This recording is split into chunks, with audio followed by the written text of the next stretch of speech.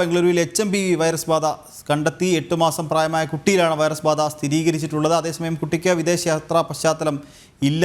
ഐസൺ ജോസ് ചേരുന്നുണ്ട്. ഐസൺ, നേരത്തെ പറഞ്ഞതുപോലെ തന്നെ ബംഗളൂരുവിൽ HMPV വൈറസ് ബാധ സ്ഥിരീകരിച്ചിട്ടുണ്ട്. രാജ്യത്ത് തന്നെ ആദ്യ കേസ് ബംഗളൂരുവിൽ സ്ഥിരീകരിച്ചിട്ടുണ്ട്. വിവരങ്ങൾ. തീർച്ചയായും നിർഗിൽ, അല്പസമയം മുമ്പാണ് ഇത് സംബന്ധിച്ച വാർത്തകളെല്ലാം തന്നെ പുറത്തു വന്നത്. ബംഗളൂരുവിലെ ഒരു സ്വകാര്യ ആശുപത്രിയിൽ ചികിത്സയിലുണ്ടായിരുന്ന കുട്ടിയിലാണ് ഈ രോഗബാധ കണ്ടെത്തിയിരിക്കുന്നത്. 8 മാസം മാത്രമാണ് ആ കുട്ടിയുടെ പ്രായം എന്നതാണ് ഏറെ ഗൗരവമർഹിക്കുന്ന ഒരു വിഷയം. മാത്രമല്ല, ഈ 8 മാസം പ്രായമായ കുട്ടിക്ക് വിദേശയാത്ര പശ്ചാത്തലമില്ല എന്നതും ഒരു വസ്തുതയാണ്. മാത്രമല്ല, അത് ഏത് രീതിയിലാണ് ഇത് പടർന്നത് എന്ന് സംബന്ധിച്ച കൂടുതൽ ആശങ്കകളിലേക്ക് കാര്യങ്ങൾ പോകുന്നു എന്നാണ് ഈ വിദേശയാത്ര പശ്ചാത്തലമില്ല എന്ന ഒരു സാഹചര്യം വന്നതുകൊണ്ട് തന്നെ മനസ്സിലാക്കാൻ സാധിക്കുന്നത്. നമുക്കറിയാവുന്നതാണ്, ചൈനയിലെല്ലാം തന്നെ വ്യാപകമായി പടർന്നു പിടിക്കുന്ന ഒരു സാഹചര്യമായിരുന്നു ഈ HMPV അഥവാ ഹ്യൂമൻ മെറ്റാന്യൂമ വൈറസ് എന്ന് പറയുന്ന വൈറസിന്റെ സാന്നിധ്യം. ഈ വൈറസിന്റെ സാന്നിധ്യം ശക്തമായതോടുകൂടി വൻതോതിൽ ആശുപത്രികളിൽ ജനങ്ങൾ തിങ്ങി നിറയുന്ന സാഹചര്യമുണ്ടെന്ന് ചൈനയിൽ നിന്നും റിപ്പോർട്ടുകളെല്ലാം തന്നെ പുറത്തു വന്നിരുന്നു. എന്നാൽ ഇത് സംബന്ധിച്ച് അന്താരാഷ്ട്ര തലത്തിൽ, അതായത് വേൾഡ് ഹെൽത്ത് ഓർഗനൈസേഷനോ അതുപോലുള്ള സംവിധാനങ്ങളോ ഒന്നും തന്നെ കാര്യമായ ഇടപെടൽ നടത്തേണ്ട സാഹചര്യം ഇപ്പോഴില്ല എന്നാണ് അറിയിച്ചിരുന്നത്. ഇപ്പോൾ ചൈനയ്ക്ക് പുറത്ത് ഭാരതത്തിൽ ആദ്യമായി ഈ കേസ് കണ്ടെത്തിയിരിക്കുകയാണ് എന്നതാണ് ഏറെ ഗൗരവമർഹിക്കുന്ന ഒരു വിഷയം. ഭാരതത്തിൽ ആദ്യത്തെ കേസ് ബംഗളൂരുവിൽ നിന്നാണ് റിപ്പോർട്ട് ചെയ്യപ്പെട്ടിരിക്കുന്നത്. ഇനി അത് ഏത് സാഹചര്യത്തിലാണ് ബംഗളൂരുവിൽ ഈ രോഗത്തിന്റെ സാന്നിധ്യം ഉണ്ടായത്? ഈ സാന്നിധ്യം അറിയിച്ച രോഗം, അതായത് ഈ HMPV വൈറസിന്റെ വാരിയന്റ്, ജനിതക വാരിയന്റ് ഇവിടെ തന്നെ ഉള്ളതാണോ, അതായത് ഭാരതത്തിൽ ഉണ്ടായതാണോ അല്ലെങ്കിൽ ചൈനയിൽ നിന്നുണ്ടായ ഇതിന് സമാനമായതാണോ എന്നത് സംബന്ധിച്ച അന്വേഷണങ്ങളെല്ലാം തന്നെ നടത്തേണ്ടതുണ്ട്. ഈ രണ്ട് പ്രശ്നങ്ങളുമായി ജനറ്റിക് ഒറിജിൻ പരിശോധിക്കേണ്ടത് അനിവാര്യമാകുന്നത് ഈ വൈറസിന്റെ പ്രതിരോധ ശേഷി, മരുന്നുകളെ പ്രതിരോധിക്കുന്നതിനും അതുപോലെ തന്നെ മനുഷ്യരുടെ സ്വാഭാവികമായ പ്രതിരോധ ശേഷിയെ കടന്നു കയറുന്നതിനുമുള്ള ഈ വൈറസിന്റെ ശേഷി സംബന്ധിച്ച പരിശോധന നടത്തുന്നതിനാണ്. അത്തരത്തിലുള്ള പരിശോധന നടത്തുന്നതിന് ശേഷം മാത്രമായിരിക്കും ഇതിന് പ്രതിരോധ മരുന്ന് കണ്ടെത്തുന്നത് ഉൾപ്പെടെയുള്ള നീക്കങ്ങളിലേക്ക് കടക്കേണ്ടതും. അതുപോലെ തന്നെ അടിയന്തരമായി ഇതിനെ പ്രതിരോധിക്കുന്നതിനുള്ള മരുന്നുകൾ ഏത് രീതിയിൽ ഉണ്ടാകണം, അല്ലെങ്കിൽ അതിന്റെ ഫോർമുലേഷൻസ് എങ്ങനെ വേണം എന്നത് സംബന്ധിച്ച് ഒരു വൈദ്യശാസ്ത്രപരമായ ഒരു നീക്കങ്ങൾ നടത്തുന്നതിനും അനിവാര്യമായ ഒരു പരിശോധനയാണ് ഇപ്പോൾ നടന്നുകൊണ്ടിരിക്കുന്നത്. ഇത് ചൈനയിൽ കണ്ടെത്തിയതിന് സമാനമാണ് എങ്കിൽ അത് പടർന്നു പിടിക്കുന്ന സ്വഭാവമുള്ളതാണ്. അങ്ങനെയാണെങ്കിൽ കൂടുതൽ ശക്തമായ നടപടികൾ, സാമൂഹ്യ ഭരണപരമായ നടപടികൾ വേണ്ടിവരും. നമുക്കറിയാവുന്നതാണ്, നേരത്തെ നമ്മൾ കൊറോണയുടെ കാലത്ത് കണ്ടെയ്ൻമെന്റ് സോണുകളും അതുപോലെ തന്നെ ഐസൊലേഷൻ സോണുകളും ഐസൊലേഷൻ വാർഡുകളും എല്ലാം രൂപീകരിച്ചതുപോലെ ഇക്കാര്യത്തിലും അത്തരം കാര്യക്ഷമമായ നടപടികൾ വേണ്ടിവരും എന്ന് തന്നെയാണ് മനസ്സിലാക്കാൻ സാധിക്കുന്നത്. അത് ചൈനയിലുള്ള അതേ വകഭേദം ചൈനയിൽ തന്നെ പടർന്നു പിടിച്ച അതേ സ്വഭാവത്തിൽ ഭാരതത്തിൽ പടർന്നു പിടിക്കുകയാണെങ്കിൽ അത്തരം നീക്കങ്ങൾ നടത്തേണ്ടി വരും. അത്തരത്തിലുള്ള ഒരു ഭരണപരമായ അല്ലെങ്കിൽ ഒരു കമ്മ്യൂണിറ്റി പ്രതിരോധ സംവിധാനങ്ങൾ അല്ലെങ്കിൽ സാമൂഹ്യ പ്രതിരോധ സംവിധാനങ്ങൾ ഒരു വഴിക്ക് ഒരുക്കേണ്ട സാഹചര്യം ഉണ്ടാകും എന്നതാണ് യാഥാർത്ഥ്യം. അതുപോലെ തന്നെ ഇതിന്റെ ചികിത്സ സംബന്ധിച്ചും അതുപോലെ അനുബന്ധ ചികിത്സ സംബന്ധിച്ചും ഈ രോഗം ഇത്തരത്തിലുള്ള പകർച്ചവ്യാധികളുടെ ഭാഗമായി ഗുരുതരമായ മറ്റു ആരോഗ്യ പ്രശ്നങ്ങളിലേക്ക് കാര്യങ്ങൾ എത്താനുള്ള സാധ്യതയുണ്ട്. അങ്ങനെ കാര്യങ്ങൾ എത്തുകയാണെങ്കിൽ അതിനെ പ്രതിരോധിക്കുന്നതിനും അവർക്ക് കൃത്യമായ ചികിത്സ ലഭ്യമാക്കുന്നതിനും പ്രത്യേക സംവിധാനങ്ങൾ ഒരുക്കേണ്ടി വരും. സാധാരണ സംവിധാനം മുതൽ നമുക്ക് അറിയാവുന്നതാണ്, കൊറോണയുടെ കാലത്ത് CFLTC മുതൽ സൂപ്പർ സ്പെഷ്യാലിറ്റി സംവിധാനങ്ങൾ വരെ ഒരൊറ്റയടിക്ക് ഈ പ്രത്യേക രോഗം ബാധിച്ചവരെ സംരക്ഷിക്കുന്നതിന് വേണ്ടി ഒരുക്കേണ്ട സാഹചര്യം ഉണ്ടാകുമെന്നതിനാൽ തന്നെ അടിയന്തരമായി അത്തരം നീക്കങ്ങൾ ഉണ്ടാകണം എന്ന് തന്നെയാണ് മനസ്സിലാക്കാൻ സാധിക്കുന്നത്. നിലവിലെ സാഹചര്യത്തിൽ അന്താരാഷ്ട്ര തലത്തിലുള്ള ഒരു എമർജൻസി അല്ലെങ്കിൽ ഒരു അടിയന്തരാവസ്ഥ പ്രഖ്യാപിക്കുകയോ അത്തരത്തിലുള്ള സംവിധാനങ്ങളോ ഒന്നും തന്നെ ഉണ്ടായിട്ടില്ല എങ്കിൽ കൂടി ഇപ്പോൾ വീണ്ടും പല രാജ്യങ്ങളിൽ കണ്ടെത്തുന്ന ഒരു സാഹചര്യം ഉണ്ടായാൽ അടിയന്തരമായി വേൾഡ് ഹെൽത്ത് ഓർഗനൈസേഷന്റെ ഇടപെടൽ ഉണ്ടാകും. തുടർ നടപടികളും പ്രോട്ടോകോളും, ഗ്ലോബൽ പ്രോട്ടോകോൾ അതുപോലെ തന്നെ ഏവിയേഷൻ പ്രോട്ടോകോൾ ഉൾപ്പെടെയുള്ള സംവിധാനങ്ങൾ അല്ലെങ്കിൽ വിദേശയാത്രാ പ്രോട്ടോകോളുകൾ ഉൾപ്പെടെയുള്ള സംവിധാനങ്ങൾ അടിയന്തരമായി പ്രഖ്യാപിക്കേണ്ടി വരും. അത്തരത്തിൽ പ്രഖ്യാപനം ഉണ്ടാകാനുള്ള സാധ്യതകളെല്ലാം തന്നെ ആരായുന്നതിനെ അടിയന്തരമായി ഈ രോഗപ്രതിരോധ സംവിധാനങ്ങളുടെ ചുമതലയുള്ള വിഭാഗങ്ങൾ യോഗം ചേരാനുള്ള ഒരു സാഹചര്യമാണ് ഇപ്പോൾ നിലനിൽക്കുന്നത്. എന്തു തന്നെയായാലും ഭാരതത്തിൽ ആദ്യമായി ഈ സംഭവം അല്ലെങ്കിൽ HMPV ഹ്യൂമൻ മെറ്റാന്യൂമ വൈറസ് കണ്ടെത്തിയിരിക്കുന്നു. 8 മാസം പ്രായമായ കുട്ടിയിലാണ്. മറ്റൊരു പ്രധാന റിസ്ക് എന്ന് പറയുന്നത് കുട്ടികളിൽ ഈ രോഗബാധ ഏറെ ഗൗരവതരമായ പ്രത്യാഘാതങ്ങൾ വരുത്തി വെക്കുന്നുണ്ട്. അവരിലാണ് ഇത് കൂടുതലും കാണുന്നത്.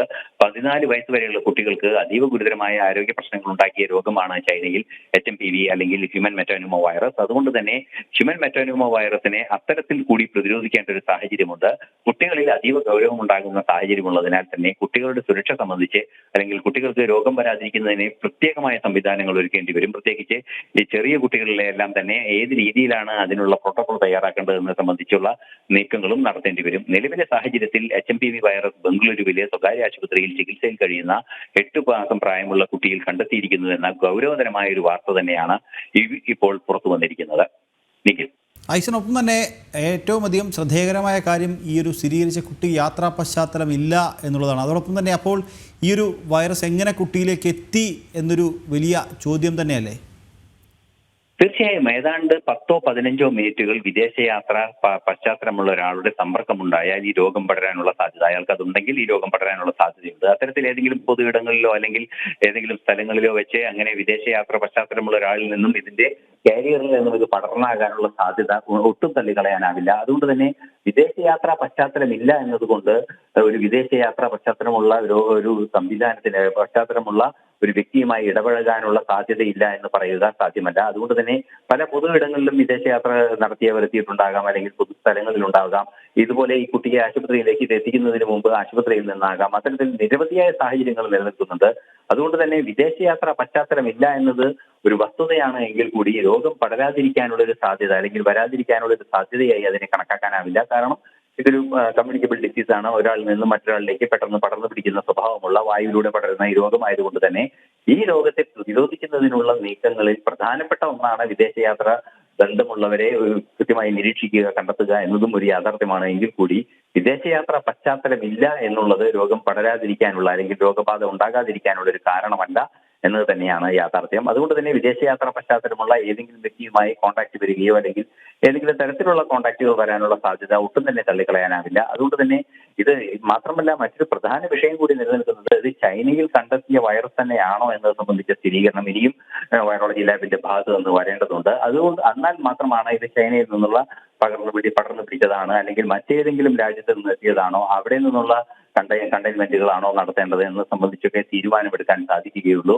അതിന്റെ ജനിതക പരിശോധന ഇപ്പോൾ നിലവിൽ നടന്നിരിക്കുന്നത് അതിന്റെ പ്രാഥമികമായ പരിശോധനകളുമായി ടോക്സിസിറ്റി സംബന്ധിച്ച പരിശോധനകൾ നടത്തുമ്പോൾ ലഭ്യമാകുന്ന സൂചനകളിൽ നിന്നും ഇന്ന വൈറസ് ആണ് എന്ന് കണ്ടെത്തുന്ന പരീക്ഷണങ്ങളാണ്. ഇനി കൂടുതൽ ഗാഢത്തിലുള്ള ജനിതക ഘടകങ്ങളെ കുറിച്ച് കൂടി പഠിക്കുമ്പോഴാണ് അത് ചൈനയിൽ കണ്ടെത്തിയ വൈറസ് വേരിയന്റ് ആണോ എന്ന് സ്ഥിരീകരിക്കാൻ സാധിക്കുക. അത്തരത്തിൽ സ്ഥിരീകരിച്ചതിന് ശേഷം ആ രീതിയിലുള്ള നടപടികളിലേക്ക് നീങ്ങാമെന്ന് തന്നെയാണ് പ്രതീക്ഷിക്കുന്നത്. പക്ഷേ ഏറെ ഗൗരവം അർഹിക്കുന്നത് ചൈനയിൽ കണ്ടെത്തിയതാണോ എന്ന ആശങ്ക നിലനിൽക്കുന്നത് ചൈനയിൽ ഇത് പടർന്നു പിടിക്കുന്ന ഒരു രീതി തന്നെയാണ്. വൻതോതിൽ പടരുകയാണ്. നമുക്കറിയാവുന്നതാണ് ഒമൈക്രോണും അതുപോലെ തന്നെ ഈ കൊറോണയുടെ തന്നെ മറ്റു ചില വകഭേദങ്ങളും വലിയ തോതിൽ പടർന്നു പിടിച്ച ഒരു സാഹചര്യം ഉണ്ടായിരുന്നു. ഒരു പ്രത്യേക കാലഘട്ടത്തിൽ വൻതോതിൽ ഇത് വർദ്ധിക്കുന്ന ഒരു സാഹചര്യം റിപ്പോർട്ട് ചെയ്യപ്പെട്ടിരുന്നു. അത്തരത്തിലുള്ള എന്തെങ്കിലും സാധ്യതകൾ ഉണ്ടോ എന്നത് സംബന്ധിച്ച് പരിശോധന നടത്തുന്നതിന്റെ ഭാഗമായാണ് ജനിതക ഘടന അടിയന്തരമായി പരിശോധിക്കേണ്ടി വരുന്നത്. ജനിതക ഘടന പരിശോധിക്കുന്നതിന് കുറെ സമയമെടുക്കുന്ന ഒരു പ്രോസസ്സാണ്. എങ്കിലും അത് കാര്യക്ഷമമായ പരിശോധന നടത്തി ജനിതക ഘടന കണ്ടെത്തി കഴിഞ്ഞാൽ അത് ചൈനയുടേതാണെങ്കിൽ അത്തരത്തിലുള്ള പ്രതിരോധ സംവിധാനങ്ങൾ അല്ലാതെ മറ്റേതെങ്കിലും രാജ്യങ്ങളിൽ നിന്നാണോ അല്ലെങ്കിൽ ഏതെങ്കിലും അതർ ഒറിജിൻ ആണോ എന്നത് സംബന്ധിച്ചാണെങ്കിൽ അത് സംബന്ധിച്ചുള്ള പ്രതിരോധ സംവിധാനങ്ങളും ഒരുക്കേണ്ടി വരും. നിലവിലെ സാഹചര്യത്തിൽ ഇതിന് ജനറലായ ഒരു പ്രോട്ടോകോൾ, അതായത് ഇങ്ങനെ പടർന്നു പിടിക്കുന്ന രോഗങ്ങൾ സംബന്ധിച്ച് പൊതുവായ ഒരു പ്രോട്ടോകോൾ വേൾഡ് ആരോഗ്യ സംഘടന അംഗീകരിച്ചതായി നിലനിൽക്കുന്നുണ്ട്. അത്തരത്തിലുള്ള വൈറസ് പ്രതിരോധ പ്രോട്ടോകോൾ ആയിരിക്കും അടിയന്തരമായി കൈക്കൊള്ളുക.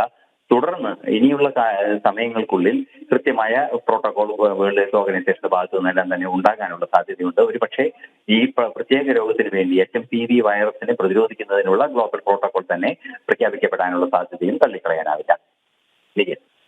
ഐസനൊപ്പം തന്നെ കർണാടക ആരോഗ്യ വകുപ്പിൻ്റെ ഭാഗത്തു നിന്ന് ആണ് ഇപ്പോൾ ഇതുമായി ബന്ധപ്പെട്ട വാർത്തകൾ അല്ലെങ്കിൽ സ്ഥിരീകരണമൊക്കെ വന്നത്.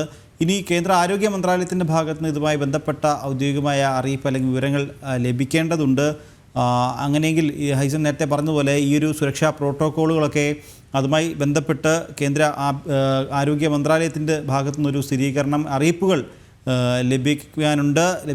അതുമായിട്ട് ബന്ധപ്പെട്ട എന്തെങ്കിലും സൂചനകൾ ലഭ്യമാവുന്നുണ്ടോ ഹൈസൻ? ഇതിൽ അത്തരം വിവരങ്ങളൊന്നും തന്നെ അല്ലെങ്കിൽ സൂചനകളൊന്നും തന്നെ ഇപ്പോൾ ലഭ്യമായിട്ടില്ല. ഈ വൈറസ് കണ്ടെത്തിയിരിക്കുന്നത് അത് സ്വാഭാവികമായും നമുക്കറിയാവുന്നതാണ്. വൈറോളജി ഇൻസ്റ്റിറ്റ്യൂട്ടിന്റെ സ്ഥിരീകരണം അടിയന്തരമായി നമുക്ക് ലഭ്യമാകുന്നതിന് മുമ്പ്, അതായത് പൊതുജനങ്ങൾക്ക് ലഭ്യമാകുന്നതിന് മുൻപ് തന്നെ അത് ആഭ്യന്തര മന്ത്രാലയത്തിനും ബന്ധപ്പെട്ട മന്ത്രാലയങ്ങൾക്കും പ്രധാനമന്ത്രിയുടെ ഓഫീസിൽ തന്നെയും എത്തിക്കുകയാണ് ഇതിന്റെ ഒരു ഭരണപരമായ നടപടികളുടെ ഭാഗമായി ഉണ്ടായിരിക്കുക. തീർച്ചയായും കേന്ദ്ര ഭരണകൂടം ഈ കാര്യത്തിൽ കൃത്യമായ നടപടികൾ സ്വീകരിക്കാനുള്ള നീക്കങ്ങൾ നടത്തുന്നു എന്ന് തന്നെയാണ് അറിയാൻ സാധിക്കുന്നത്. അത് ഏത് ഏത് തരത്തിലുള്ള നീക്കങ്ങളാണ് അത്? അടിയന്തര യോഗങ്ങൾ ഉണ്ടാകും, അതുപോലെ തന്നെ മറ്റു സംവിധാനങ്ങൾ നിരീക്ഷിക്കുന്ന ഇടപെടലുകൾ ഉണ്ടാകും. അത്തരത്തിലുള്ള നീക്കങ്ങളെല്ലാം തന്നെ അടിയന്തരമായി ഉണ്ടാകേണ്ടതാണ്. അത്തരത്തിലുള്ള നീക്കങ്ങൾ ആരംഭിച്ചിട്ടുണ്ടോ എന്ന് സംബന്ധിച്ചുള്ള വിശദീകരണം ഇതുവരെ വന്നിട്ടില്ല. അല്പസമയത്തിനകം അതിനുള്ള നടപടികൾ ഉണ്ടാകുമെന്ന് തന്നെയാണ് അറിയാൻ സാധിക്കുന്നത്. എന്ത് തന്നെയായാലും നിലവിലെ സാഹചര്യത്തിൽ കൃത്യമായ പരിശോധനാ സംവിധാനങ്ങളിൽ രാജ്യത്തിന്റെ ഈ രോഗപ്രതിരോധ സംവിധാനങ്ങളുമായി ബന്ധപ്പെട്ട സംവിധാനങ്ങളുടെ അലൈഡ് ഏജൻസികളെല്ലാം തന്നെ വിഷയത്തിൽ ഇടപെട്ട് കഴിഞ്ഞു. അതുപോലെ തന്നെ അതിന്റെ വിശദാംശങ്ങൾ സ്വീകരിച്ചുകൊണ്ടിരിക്കുകയാണ് എന്നും അറിയാൻ സാധിക്കുന്നുണ്ട്. നിലവിലെ സാഹചര്യത്തിൽ അടിയന്തരമായ നടപടികളിലേക്ക് ഭാരതത്തിന്റെ ആരോഗ്യ മന്ത്രാലയം കടക്കുകയും ചെയ്യും. അതിനുശേഷമായിരിക്കും എന്തെങ്കിലും തീരുമാനങ്ങൾ ഉണ്ടാകേണ്ടതുണ്ടെങ്കിൽ അത് സംബന്ധിച്ചുള്ള തീരുമാനങ്ങൾ തുടരുക. ഇപ്പോൾ IMAയിൽ നിന്നും സുൽഫി നുഹു കൂടി ചേരുന്നുണ്ട്. സർ, ഇപ്പോൾ എന്തായാലും ബംഗളൂരുവിൽ HMPV വൈറസ് ബാധ സ്ഥിരീകരിച്ചിട്ടുണ്ട്. കൊറോണ വൈറസ് 2020 ഇന്ത്യയിൽ സ്ഥിരീകരിച്ചു. അതിന് ഏകദേശം 5 വർഷങ്ങൾക്കിപ്പുറം വീണ്ടും ഒരു വൈറസ് ബാധ, അതായത് ചൈനയിൽ പടർന്നു പിടിച്ച ഗുരുതരമായൊരു വൈറസ് ബാധ അത് ഇന്ത്യയിൽ സ്ഥിരീകരിച്ചിട്ടുണ്ട്. 8 മാസം മാത്രം പ്രായമുള്ളൊരു കുട്ടിയിലാണ് ഈ ഒരു വൈറസ് ബാധ സ്ഥിരീകരിച്ചിട്ടുള്ളത്. ഇപ്പൊ നമ്മൾ COVID-19 പോലെയോ അല്ലെങ്കിൽ മറ്റു ഗുരുതര രോഗം പോലെയുള്ള റെസ്പിറേറ്ററി മറ്റ് ബുദ്ധിമുട്ടുകൾ ഉണ്ടാകുന്ന അല്ലെങ്കിൽ ഒരു പാൻഡമിക് പോലെ ഉണ്ടാകാവുന്ന ഒരു രോഗമല്ല ഇത്. ഈ വൈറസ് നമുക്ക് ഒരുപക്ഷെ നമ്മുടെ സാഹചര്യങ്ങളിൽ വളരെ നാളുകൾക്ക് മുൻപ് തന്നെ കേരളത്തിലും രാജ്യത്തിലും ഭാരതത്തിലുമൊക്കെ ഉണ്ടായിരുന്നിരിക്കണം. ഈ സാധാരണ കുട്ടികളിൽ വരുന്ന വൈറൽ റൈനൈറ്റിസ് അല്ലെങ്കിൽ മൂക്കൊലിപ്പ്, ജലദോഷം, തലവേദന, പനി തുടങ്ങിയ രോഗലക്ഷണങ്ങളുമായിട്ട് വരുന്ന രോഗത്തിന്റെ ഒരു രീതി മാത്രമാണ് ഇതിൽ കാണുന്നത്. അതുകൊണ്ട് ഇതിൽ ആശങ്കപ്പെടേണ്ട കാര്യം ഒന്നും തന്നെ ഇല്ല എന്നുള്ളതാണ്. പക്ഷെ നമ്മുടെ രാജ്യത്തിന്റെ ശൈത്യകാലാവസ്ഥയിൽ അല്ലെങ്കിൽ പ്രത്യേക സാഹചര്യങ്ങളിൽ ഒരുപാട് ആൾക്കാർ തിങ്ങിപ്പാർക്കുന്ന സ്ഥിതിവിശേഷം ചൈനയിലും അത് തന്നെയാണ്. വളരെ തിക്ലി പോപ്പുലേറ്റഡ് ആയിട്ടുള്ള ഒരു സ്ഥലത്തായതുകൊണ്ടാണ് ഇത് വളരെ കൂടുതൽ ആൾക്കാരിൽ വന്നിട്ടുള്ളതെന്നാണ് ഇപ്പോഴുള്ള കണക്കുകൂട്ടൽ. അതുപോലെ കൂടുതൽ ആൾക്കാരിൽ ഒരു ജലദോഷപ്പനി പോലെ വന്നു പോകാവുന്ന ഒരു രോഗം തന്നെയാണ് ഇപ്പോഴുള്ളത്. കുറച്ച് ആൾക്കാരിൽ അത് ന്യൂമോണിയോ അല്ലെങ്കിൽ എക്സ്ട്രീംസ് ഓഫ് ഏജുകളിൽ വളരെ പ്രായമാധിക്യമുള്ള ആൾക്കാരിലും വളരെ ചെറിയ കുട്ടികളിലും ഒക്കെ തന്നെ ന്യൂമോണിയ പോലെയുള്ള രോഗങ്ങളിലേക്ക് പോകാനുള്ള സാധ്യതയുണ്ട്. അത് ഏത് വൈറൽ ഫീവറിനും ഉണ്ടാകാവുന്ന കോംപ്ലിക്കേഷൻസ് പോലെ മാത്രമേ ഇപ്പോൾ കരുതാൻ കഴിയുകയുള്ളൂ. അതുകൊണ്ട് ഇതിൽ ഭീതിപ്പെടേണ്ട കാര്യമൊന്നും തന്നെയില്ല.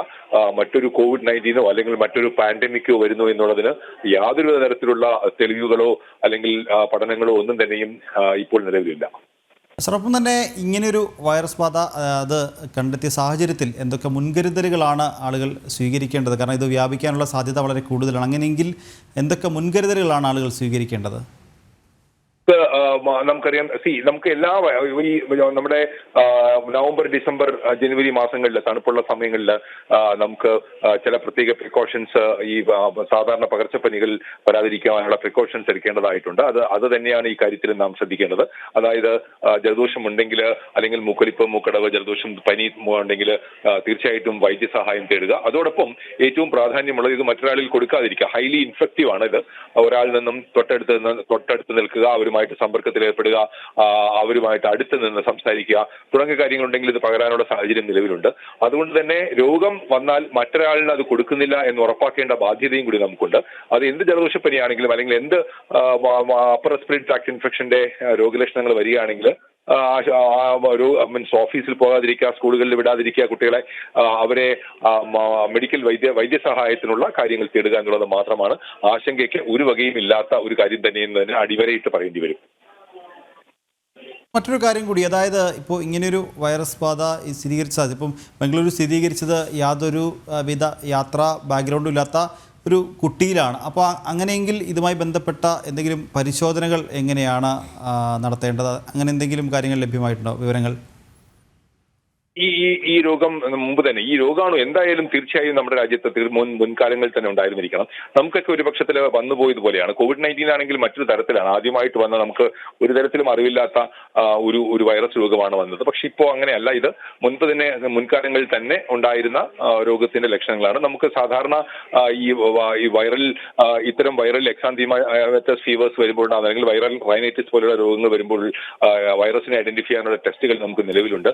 അതിലൂടെ ഇതിനെ ഐഡന്റിഫൈ ചെയ്യുവാനും ഏത് വൈറസാണെന്ന് കണ്ടെത്തുവാനും കഴിയും. നമ്മുടെ ഒരു സ്പെഷ്യൽ പ്രിക്കോഷൻ എന്നുള്ള രീതിയിലായിരിക്കണം പലപ്പോഴും നമ്മൾ ഈ കുട്ടിയിൽ നിന്നും ഇത്തരം ടെസ്റ്റുകൾ ചെയ്തത്. അങ്ങനെ ഒരു റാമ്പന്റ് ആയിട്ട് ആൾക്കാരിലേക്ക് വരുന്നുണ്ടോ എന്നുള്ള ഒരു നിരീക്ഷണ സംവിധാനത്തിന്റെ ഭാഗമായിട്ടാണ് അത്തരം ടെസ്റ്റുകൾ നമുക്ക് ലഭ്യമാണ്. അതിലൂടെ പരിശോധിച്ച ഏത് വൈറസാണ് എന്ന് കണ്ടെത്തുവാനും അതിനുള്ള പ്രിക്കോഷൻസ് എടുക്കുവാനും തീർച്ചയായിട്ടും നമുക്ക് കഴിയും.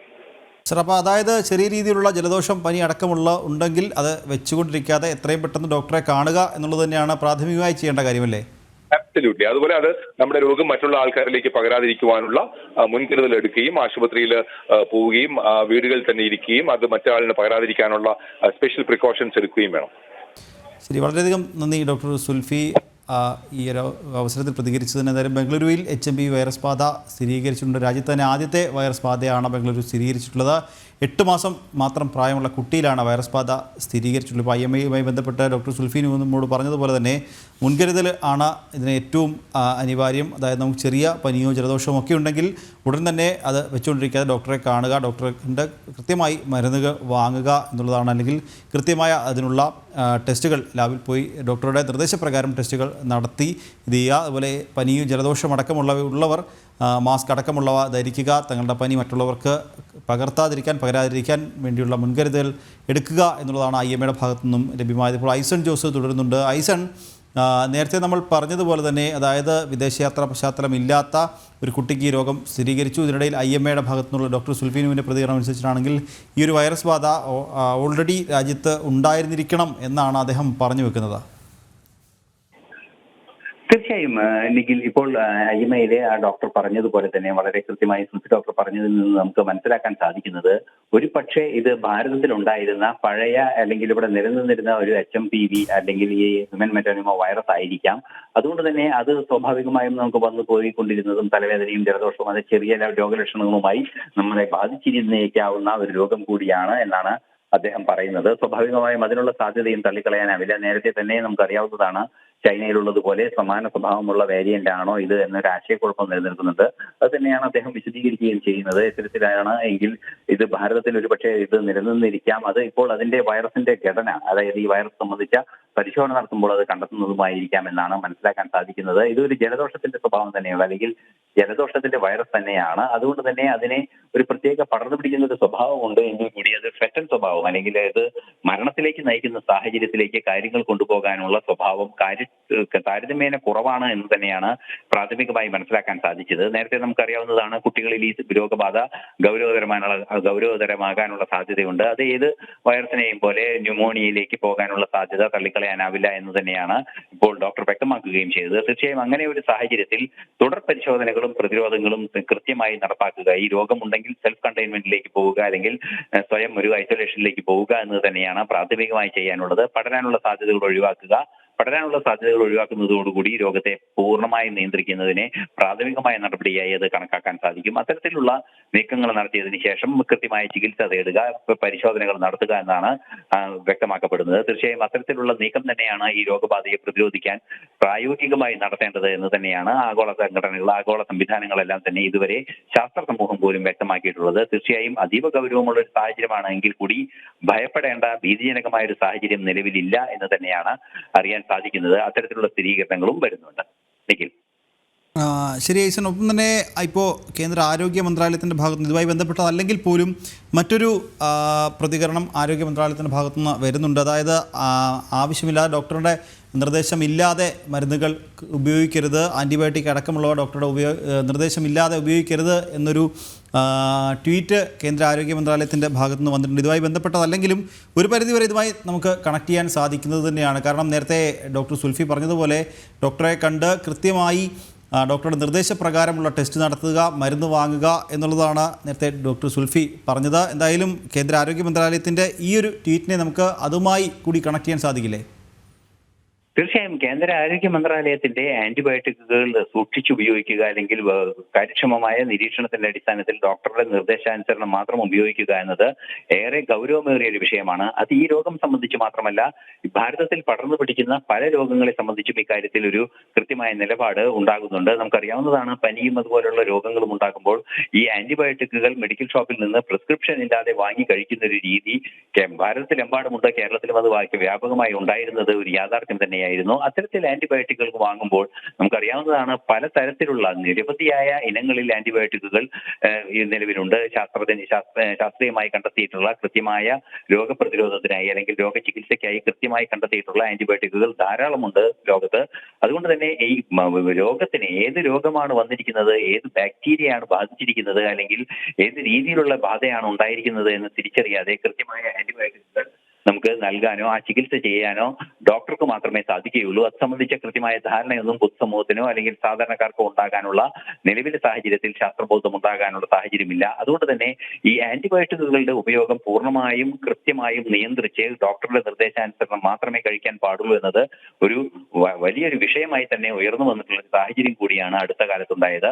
അതായത് ഈ ആന്റിബയോട്ടിക്കുകളെ തന്നെ പ്രതിരോധിക്കുന്ന രീതിയിൽ ബാക്ടീരിയകൾ ജനിതക മാറ്റം വരുന്ന ഒരു സാഹചര്യം അനാവശ്യമായ ഈ ആന്റിബയോട്ടിക് ഉപയോഗങ്ങളുടെയും കൂടുതലായ ഉപയോഗങ്ങളുടെയും ഭാഗമായി ഉണ്ടാകുന്നുണ്ട്. അല്ലെങ്കിൽ കാര്യമായി ഉപയോഗിക്കാതിരിക്കുന്നത് ഉൾപ്പെടെ തന്നെ, അതായത് തുടർച്ചയായി ജീവിതത്തിൽ കൃത്യമായ കോഴ്സുകൾ ഉപയോഗിക്കാത്തതൊക്കെ ഈ ആന്റിബയോട്ടിക്കുകളെ പ്രതിരോധിക്കാനുള്ള സാഹചര്യം വർദ്ധിപ്പിക്കുന്നുണ്ട്. അതുകൊണ്ട് തന്നെ കുറെ കൂടി ശക്തമായ 8ഉം 10ഉം ഇരട്ടിയൊക്കെ ശേഷിയുള്ള അതിശക്തമായ ആന്റിബയോട്ടിക്കുകൾ ഉപയോഗിക്കേണ്ട സാഹചര്യം വരും. അത്തരത്തിൽ ആന്റിബയോട്ടിക്കുകൾ ഉപയോഗിക്കുമ്പോൾ ഈ ഒരു സാഹചര്യത്തിൽ ഇത്തരത്തിൽ പനിയും ന്യൂമോണിയും ഒക്കെ വരുമ്പോൾ ഈ ഡോക്ടർമാരല്ലാത്തവർ തന്നെ മെഡിക്കൽ ഷോപ്പിലുള്ള ജീവനക്കാരൊക്കെ ചില മെഡിക്കൽ ഷോപ്പുകളിലെങ്കിലും അങ്ങനെ ചെയ്യുന്ന സാഹചര്യമുണ്ട്, ആന്റിബയോട്ടിക്കുകൾ നൽകുന്ന സാഹചര്യമുണ്ട്. കേരളത്തിലും അതുപോലെ തന്നെ ഭാരതത്തിലും അത് കർശനമായി ഇപ്പോൾ നിയന്ത്രിച്ചിരിക്കുകയാണ്. പ്രിസ്ക്രിപ്ഷൻ ഇല്ലാതെ അല്ലെങ്കിൽ ഡോക്ടറുടെ കുറിപ്പില്ലാതെ ആന്റിബയോട്ടിക്കുകൾ നൽകുക ശരിയല്ല. അത് ആന്റിബയോട്ടിക്കുകൾ നൽകാനാവില്ല. അത് വലിയ കുറ്റകൃത്യമായി തന്നെ ഇപ്പോൾ കണക്കാക്കുമെന്ന നിർദ്ദേശം നൽകിയിട്ടുണ്ട്. അത് കാര്യക്ഷമമായി നടപ്പായിക്കൊണ്ടിരിക്കുകയുമാണ്.